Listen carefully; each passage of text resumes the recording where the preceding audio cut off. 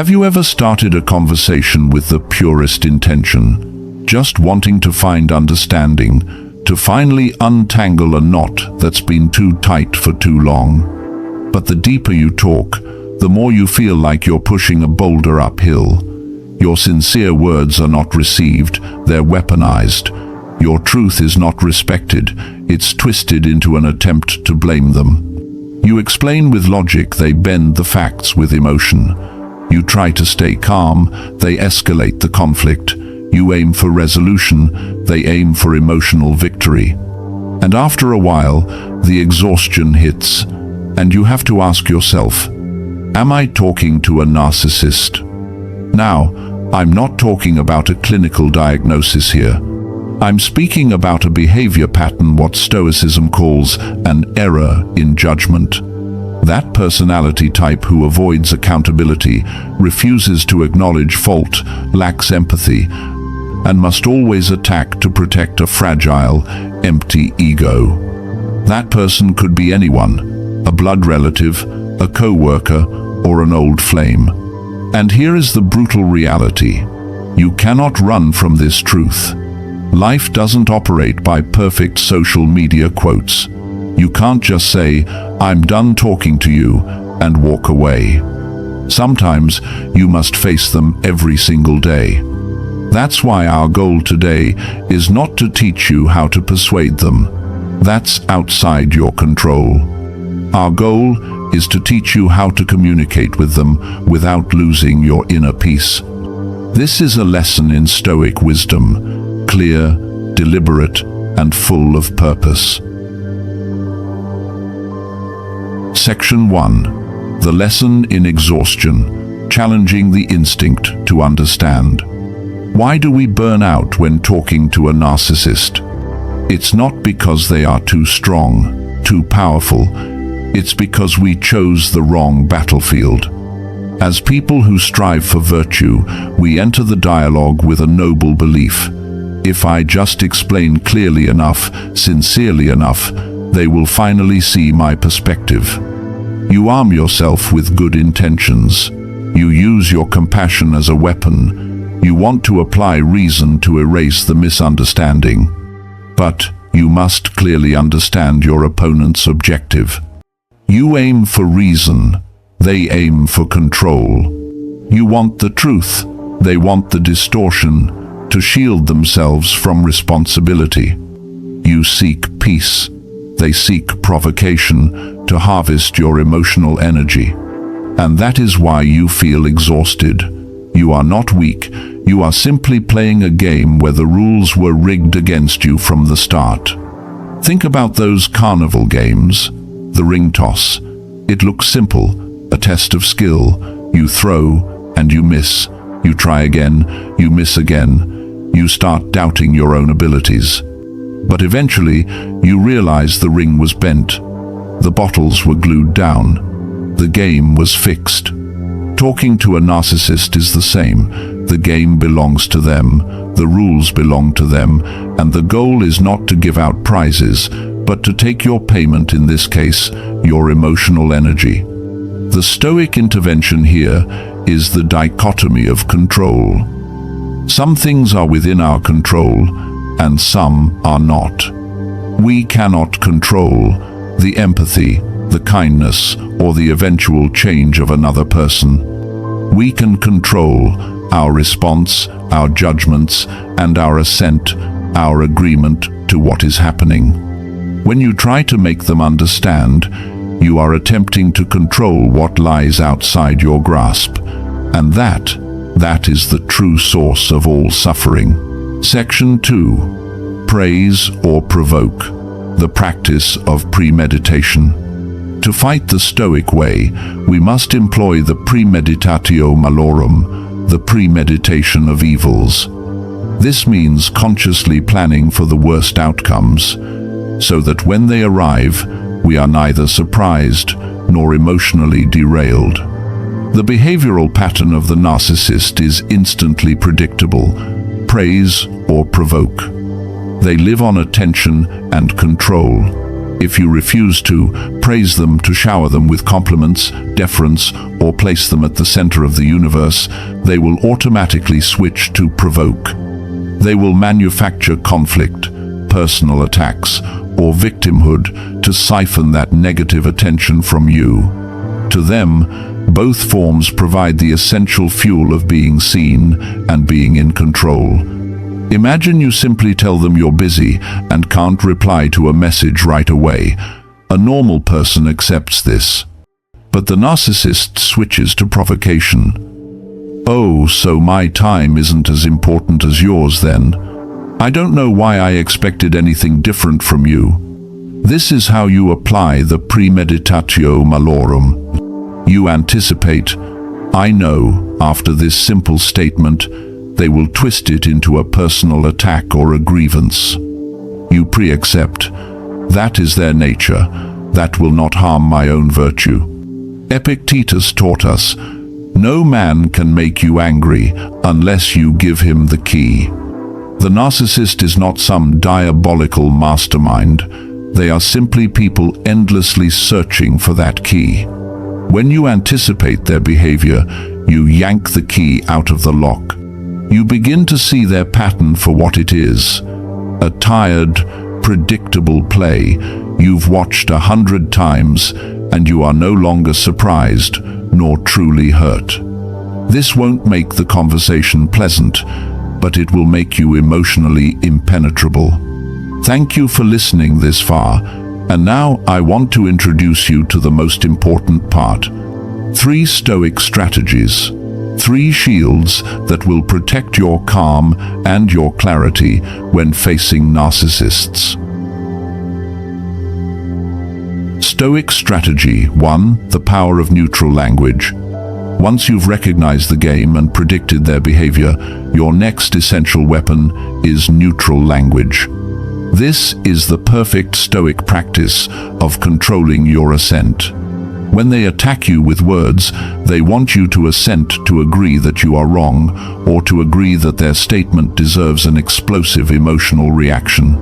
This strategy is about completely withdrawing that assent. No reaction, because reaction is fuel. No argument, because argument validates their rigged game. No defense, because defense implies you accept the accusation. Instead, you shorten, you flatten, and you hollow out your response. Your neutral language toolkit includes: noted, I see. Thank you for sharing that. I will consider that. This neutral language is an expression of temperance. It is the shield that protects your tranquility and your reason. Consider this story. A woman grew tired of trying to explain her feelings to her husband. He would always reply with mockery. "You're too sensitive. You're always demanding something." The shift happened when she realized she couldn't control his cruelty, but she could control whether she gave it the power to hurt her. The last time he made a sarcastic remark, she didn't cry. She wasn't angry. She didn't drag out the conversation. She simply looked him in the eye and said, with the flattest tone possible, "I note that." Then she walked away to do something else. The husband froze. For the first time, he failed because he could not manipulate her emotions. He couldn't find the key.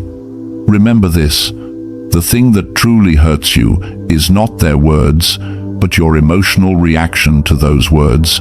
Stoic strategy 2: controlling time and energy. The narcissist will deliberately extend the conversation until they see you losing composure and hitting exhaustion. They want you trapped in the spiral so they can continue to harvest your energy. This strategy is about practicing temperance and purpose with your most precious resource, time and energy. Stoicism teaches us, you cannot control others, but you absolutely control how you use your own time. Setting these boundaries is an act of self-respect and a fundamental part of justice to yourself. Every conversation with them must have a clear, established endpoint set by you. I only have 5 minutes for this. We're only discussing issue A. I need to wrap up this call now. I need to stop. We will revisit this tomorrow. Do not over-explain. Your language must be brief and final, fitting right in with strategy 1. I once spoke to a man whose mother, a person with deeply narcissistic behavior, would call him to vent and rage for hours. He felt depleted, but believed it was his filial duty. I told him, duty does not require you to burn yourself alive to light the way for someone else. Keeping yourself healthy is also a duty. He started using limiting statements. I have a meeting I must jump into immediately. I will call you back tonight at 7 p.m. and we have 10 minutes. The result? The 2-hour calls eventually shrank to 10 minutes. When you hold a boundary with stoic composure and discipline, others, even the narcissist, are forced to respect it. Your consistency creates a new reality that they must adhere to. Stoic Strategy 3. Invoking the imaginary audience. This is the advanced technique, the one that exploits the central contradiction of the narcissist. They do not care about your feelings, but they deeply care about their image in the eyes of others.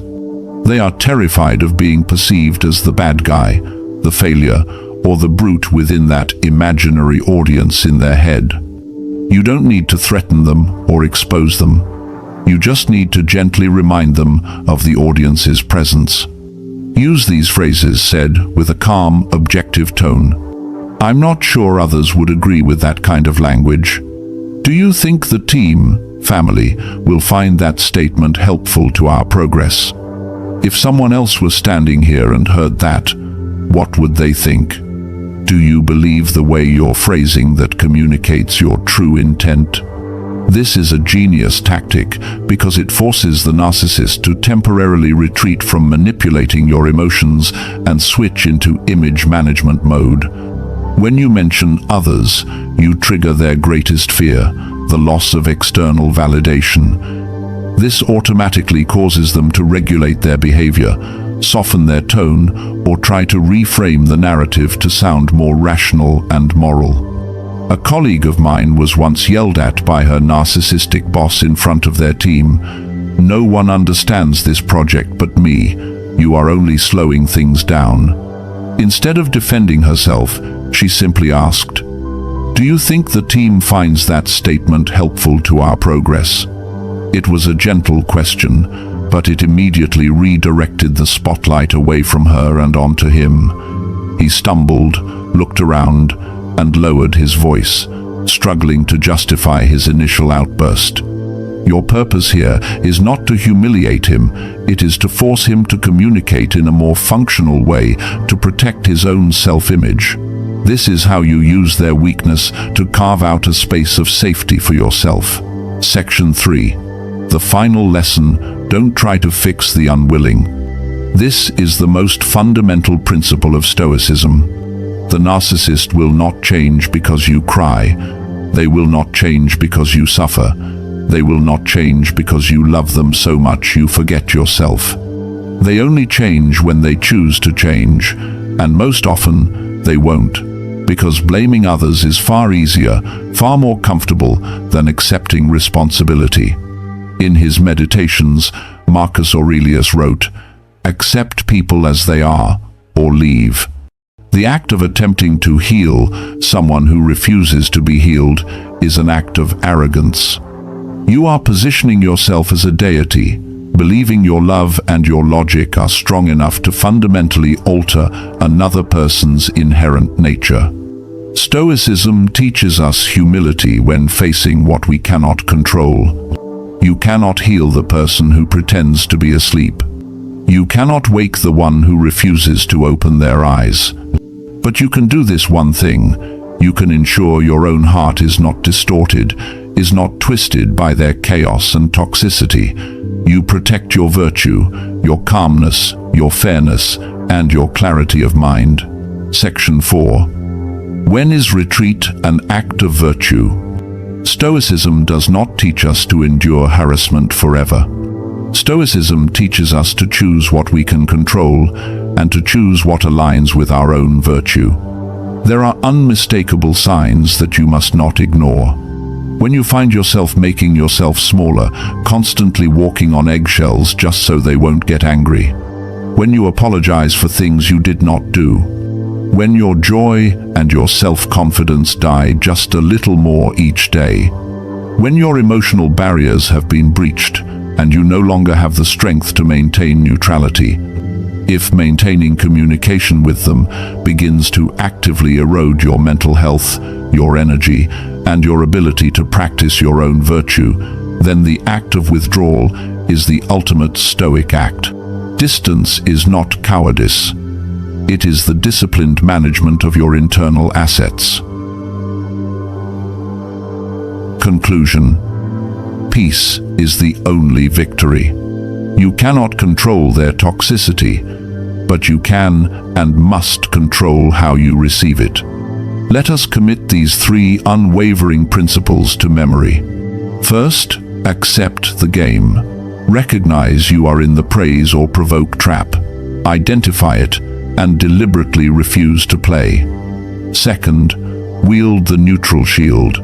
Use flat language, firm boundaries, and limited time. You do not need a reaction to prove your self-worth. And third, employ the audience weapon. When necessary, gently invoke the judgment of the crowd to force them into behavioral alignment. And above all, hold tight to the central maxim of the Stoic. No man can disturb your soul unless you first give him the power to do so. You don't need applause. You don't need their validation to know you have won. The true victory, the only victory that matters, is the inner peace that is maintained despite the chaos raging outside. That is a triumph known only to you and your Stoic discipline. If this philosophy resonated with you today, if you feel a renewed sense of strength, please take a moment to like this video. It's the simplest way to support this channel and help this message reach others who are silently struggling. And if you are committed to building this psychological fortress around your mind, then subscribe now and join our growing community of practitioners. To commit to this journey, let me know in the comments below. Simply type the word "noted." I look forward to seeing your commitment.